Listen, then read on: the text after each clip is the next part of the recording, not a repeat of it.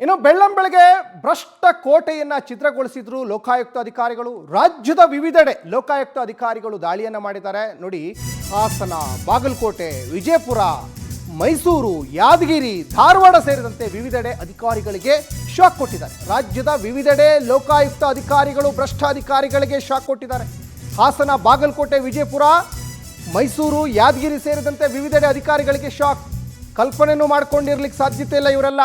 ಯಾಕಂದರೆ ರಗ್ ಹೊತ್ಕೊಂಡು ಆರಾಮಲ್ಲಿ ಮಲ್ಕೊಂಡಿರ್ತಾರೆ. ಆದರೆ ಇವ್ರ ಮನೆ ಎದುರುಗಡೆ ಬೆಳಿಗ್ಗೆನೇ 6 ಗಂಟೆಗೆ ಅಧಿಕಾರಿಗಳು ಹಾಜರಾಗಿದ್ದರು. ಹಾಗಾಗಿ ಗೊತ್ತಾಗಿಲ್ಲ ಹಾಸನದಲ್ಲಿ ಏನು ಮಾಡಬೇಕು. ಅಧಿಕಾರಿಗಳು ಬಂದುಬಿಟ್ಟಿದ್ದಾರೆ. ನನಗೆ ಬಾಗಿಲು ತೆಗೆದ್ರೆ ಕೆಟ್ಟೆ. ಆ ನಿಟ್ಟಿನಲ್ಲಿ 2 ಗಂಟೆಗಳ ಕಾಲ ಸತಾಯಿಸಿದ್ದಾರೆ ನೋಡಿ ಹಾಸನದಲ್ಲೊಬ್ಬರು, ಅವರು ಪಾಲಿಕೆ ಇಂಜಿನಿಯರು.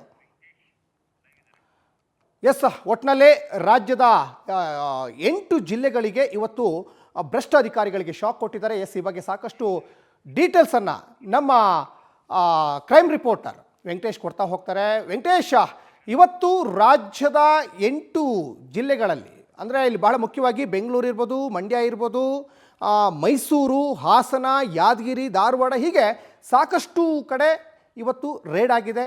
ಈ ರೇಡಿನ ಉದ್ದೇಶ ಇಷ್ಟೇ, ಆದಾಯ ಮೀರಿದ ಆಸ್ತಿ ಗಳಿಕೆ. ಹೀಗೆ ಸಾಕಷ್ಟು ದಾಳಿಯಾಗಿದೆ. ಈ ಬಗ್ಗೆ ಸಾಕಷ್ಟು ಡೀಟೇಲ್ಸನ್ನು ತಿಳ್ಕೊಳ್ತಾ ಹೋಗೋಣ. ನಮ್ಮ ಕ್ರೈಮ್ ರಿಪೋರ್ಟರ್ ಲೈವಲ್ಲಿ ಜಾಯ್ನ್ ಆಗಿದ್ದಾರೆ ವೆಂಕಟೇಶ್, ಭ್ರಷ್ಟ ಅಧಿಕಾರಿಗಳ ಮೈಚಳಿಯನ್ನು ಇವತ್ತು ಬೆಳ್ಳಂಬೆಳಿಗ್ಗೆ ಲೋಕಾಯುಕ್ತ ಅಧಿಕಾರಿಗಳು ಬಿಡಿಸಿದ್ದಾರೆ ಅನ್ನೋದು ಗೊತ್ತಾಗ್ತಾ ಇದೆ. ಅದರಲ್ಲೂ ಕೂಡ ನೋಡಿ, ಹಾಸನದಲ್ಲಿ ಒಂದು ದೊಡ್ಡ ಹೈಡ್ರಾಮವೇ ಆಯಿತು. 2 ಗಂಟೆ ಆದರೂ ಬಾಗಿಲು ತೆಗಿಲಿಲ್ಲ. ಓವರಾಲ್ ಆಗಿ ಹೇಳೋದಾದರೆ ವೆಂಕಟೇಶ್. ಸಚಿನ್, ಏನು ಸರ್ಕಾರದ ಒಂದು ಸ್ವಾಮ್ಯತೆಯಲ್ಲಿ ಕೆಲಸ ಮಾಡ್ತಿರುವಂತಹ ಅಧಿಕಾರಿಗಳು ನಡೆಸಿರುವಂತಹ ಭ್ರಷ್ಟಾಚಾರ ಆರೋಪ ಹಿನ್ನೆಲೆಯಲ್ಲಿ ಸಾಕಷ್ಟು ದೂರುಗಳು ಕೂಡ ಬಂದಿರುತ್ತೆ. ಆ ಹಿನ್ನೆಲೆಯಲ್ಲಿ ಅವರ ಹಿನ್ನೆಲೆಯನ್ನು ಸ್ಟಡಿ ಮಾಡ್ತಾರೆ. 1 ತಿಂಗಳ ಕಾಲ ಹೇಗೆ ದಾಳಿ ಮಾಡಬೇಕು, ಎಲ್ಲಿ ಯಾವ ರೀತಿಯಾಗಿ ಅಂತ ಹೇಳಿ ಒಂದು ಪ್ಲಾನನ್ನು ಮಾಡ್ಕೊಳ್ತಾರೆ. ಆ ಪ್ಲಾನ್ನ ಆಧಾರದ ಮೇಲೆ ಕೂಡ ಅಧಿಕಾರಿಗಳು ಏಕಕಾಲಕ್ಕೆ ಈ ಭ್ರಷ್ಟ ಅಧಿಕಾರಿಗಳ ಒಂದು ಲಿಸ್ಟನ್ನು ತಯಾರು ಮಾಡಿಕೊಂಡು ಆ ರಾಜ್ಯದಲ್ಲಿರುವಂತಹ ವಿವಿಧ ಜಿಲ್ಲೆಗಳು ಮತ್ತು ಅವರ ಕೇಂದ್ರ ಕಚೇರಿಗಳು ಸೇರಿದಂತೆ ಅವರ ನಿವಾಸಗಳ ಮೇಲೆ ಕೂಡ ದಾಳಿ ಮಾಡುವಂಥದ್ದು. ಇವತ್ತು ಕೂಡ ಅದೇ ರೀತಿಯಾದಂತಹ ಒಂದು ದಾಳಿಯಾಗಿದೆ. ಬೆಂಗಳೂರಿನಲ್ಲಿ ಕೂಡ 4 ಕಡೆಗಳಲ್ಲಿ ಈ ರೀತಿಯಾದ ಒಂದು ದಾಳಿಯಾಗಿರುವಂಥದ್ದು. ಸದ್ಯ ಇದಕ್ಕೆ ಸಂಬಂಧಪಟ್ಟಂತೆ ಇಲ್ಲಿವರೆಗೂ ಕೂಡ ಸಾಕಷ್ಟು ಏನು ಒಂದು ಬೆಳವಣಿಗೆಗಳು ಆಗ್ತಾ ಇದೆ. ಅದರ ನಡುವೆಯಲ್ಲಿ ಈಗ ಏನು ಒಂದು KYC ಅಂತ ಹೇಳಿದರೆ ಈ ಕರ್ನಾಟಕ ವೆಟರ್ನಿಟಿ ಕೌನ್ಸಿಲ್ನ ಅಧ್ಯಕ್ಷರು ಆಗಿರುವಂತಹ ಇಂದ್ರೇಶ್ ಅವರ ನಿವಾಸದ ಮೇಲೆ ಕೂಡ ದಾಳಿಯಾಗಿದೆ.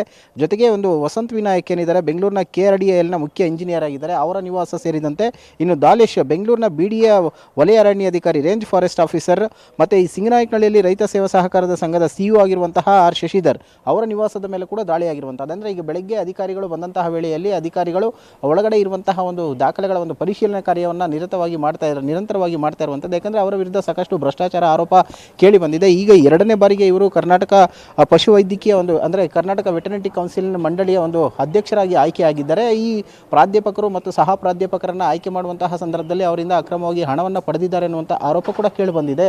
ಆ ಹಿನ್ನೆಲೆಯಲ್ಲಿ ಕಳೆದ ಬಾರಿ ಕೂಡ ಲೋಕಾಯುಕ್ತ ಅಧಿಕಾರಿಗಳು ದಾಳಿಯನ್ನು ಮಾಡಿದ್ರು, ಕೇಸನ್ನು ದಾಖಲಿಸಿಕೊಂಡು ತನಿಖೆಯನ್ನು ಮಾಡಿದ್ರು. ಆ ಸಂದರ್ಭದಲ್ಲಿ ಸಾಕಷ್ಟು ಭ್ರಷ್ಟಾಚಾರ ಆಗಿದೆ ಅನ್ನುವಂಥದ್ದು ಕೂಡ ಮೇಲ್ನೋಟಕ್ಕೆ ತಿಳಿದು ಬಂದಿದ್ದು. ಸದ್ಯ ಅದರ ಆಧಾರದ ಮೇಲೆ ಕೂಡ ಮುಂದುವರೆದು ಇವತ್ತು ಅಧಿಕಾರಿಗಳು ದಾಳಿಯನ್ನು ಮಾಡ್ತಾ ಇರುವಂಥದ್ದು. ಇಲ್ಲಿಯವರೆಗೂ ಕೂಡ ಅವರಿಗೆ ಸಂಬಂಧಪಟ್ಟಂತಹ ಲೆಕ್ಕ ಪತ್ರಗಳೇನಿದೆ ಅದನ್ನು ಕೂಡ ಪರಿಶೀಲನೆ ಮಾಡುವಂತಹ ಕೆಲಸವನ್ನು ಮಾಡ್ತಾ ಇದ್ದಾರೆ. ಅಂದರೆ ಅವರ ಸೇವಾವಧಿಯಲ್ಲಿ ಗಳಿಸಿರುವಂತಹ ಹಣ ಆಗಿರ್ಬೋದು, ಅದಕ್ಕೂ ಮುಂಚೆ ಇದ್ದಂತಹ ಅವರ ಪಿತ್ರಾರ್ಜಿತ ಆಸ್ತಿ ಆಗಿರ್ಬೋದು, ಬ್ಯಾಂಕ್ ಬ್ಯಾಲೆನ್ಸ್ ಆಗಿರ್ಬೋದು, ಅವರ ಕುಟುಂಬಸ್ಥರ ಹೆಸರಿನಲ್ಲಿರುವಂತಹ ಅಮೌಂಟ್ ಏನಿರುತ್ತೆ ಈ ಎಲ್ಲವನ್ನು ಕೂಡ ಪರಿಶೀಲನೆ ಮಾಡುವಂತಹ ಕೆಲಸವನ್ನು ಮಾಡ್ತಾ ಇದ್ದಾರೆ. ಈಗ ಇಲ್ಲಿವರೆಗೂ ಕೂಡ ಸುಮಾರು ಒಂದು 3 ರಿಂದ 4 ಗಂಟೆಗಳ ಕಾಲವಾಗಿ ಆಗ್ತಾ ಇರುವಂಥದ್ದು ಈ ಒಂದು ದಾಳಿ.